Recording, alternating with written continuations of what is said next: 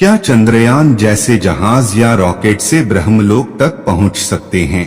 क्या आपके मन में भी ऐसा सवाल आता है? मित्रों, प्रकृति के रहस्य को समझना आसान नहीं है। कई बार हमारे मन में ऐसे सवाल आते हैं जिनका जवाब लगभग बहुत से लोगों पास नहीं होता। जैसे कि अंतरिक्ष में स्वर्ग किस स्थान पर है? अगर है तो हम अपनी आंखों से देख क्यों नहीं पाते हैं? क्या वहां तक किसी यान या जहाज के द्वारा पहुंचना संभव है?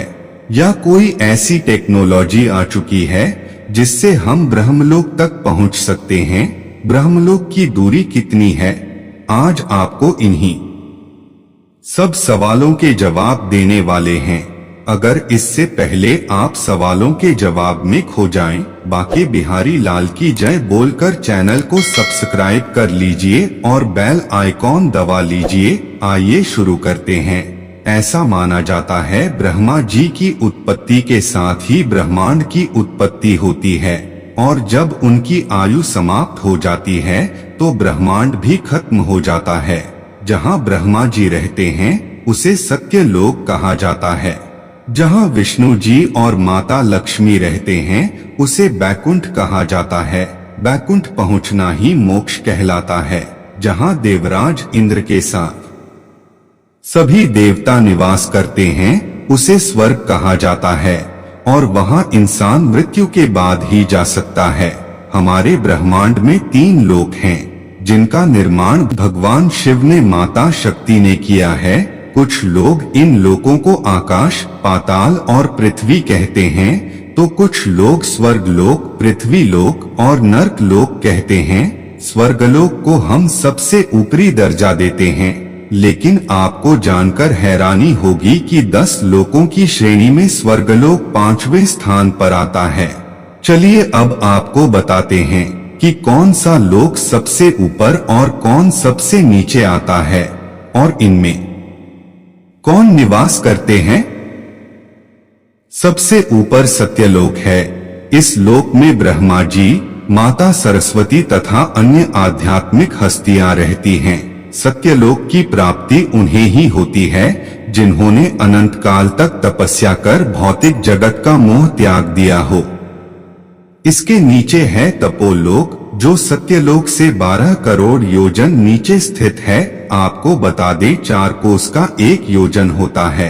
तपोलोक में 4 कुमार रहते हैं जिनका नाम है सनत, सनक, सनंदन, सनातन। इनका शरीर एक 5 साल के बच्चे के समान है और ये हमेशा ऐसे ही रहते हैं, इसलिए इन्हें कुमार कहा जाता है।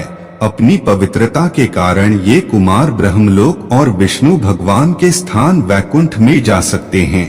तपोलोक से 8 करोड़ योजन नीचे स्थित है।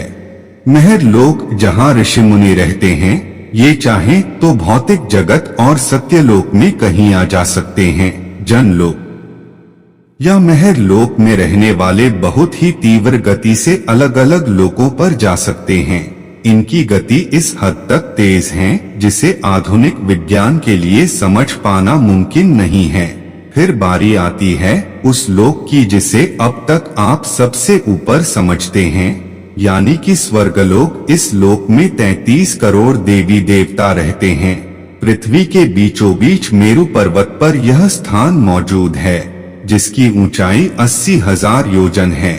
स्वर्ग कहे जाने वाले इस लोक में इंद्रदेव और बाकी देवताओं के अलावा अप्सरा, गंधर्व, देवदूत और वासु भी रहते हैं।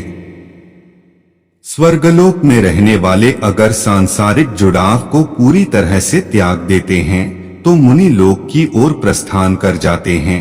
यदि इसके विपरीत सांसारिक जीवन में इनका आकर्षण बढ़ता है तो इन्हें नश्वर लोक यानी भूलोक में जन्म लेना पड़ता है।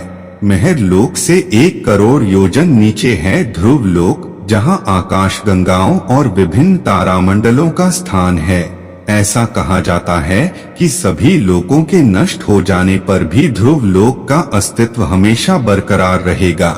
यहाँ सूर्य के अलावा सौरमंडल के सभी ग्रह निवास करते हैं। ध्रुव लोक से 1 लाख करोड़ योजन नीचे सप्तऋषियों का निवास स्थान है जिसे सप्तऋषि लोक कहते हैं। सनातन धर्म के सबसे महत्वपूर्ण 7 ऋषियों का समूह अनंत काल से इसी लोक में रहते हैं। अब बारी आती है नश्वर लोक की, यानी जहां हम इंसान रहते हैं। भूलोक के बाद आता है पाताल लोक, जो असुरों का निवास स्थान है। यहाँ नकारात्मक शक्तियां रहती हैं। हमारा सनातन धर्म अनंत है और इसकी कोई सीमा नहीं है। विज्ञान के किसी भी जहाज या यान के द्वारा ब्रह्मलोक तक पहुंचना नामुमकिन है, क्योंकि विज्ञान भी अध्यात्म के नीचे ही है। अगर आपको हमारी ये प्रस्तुति अच्छी लगी हो तो अपने दोस्तों को भी भेज दीजिए।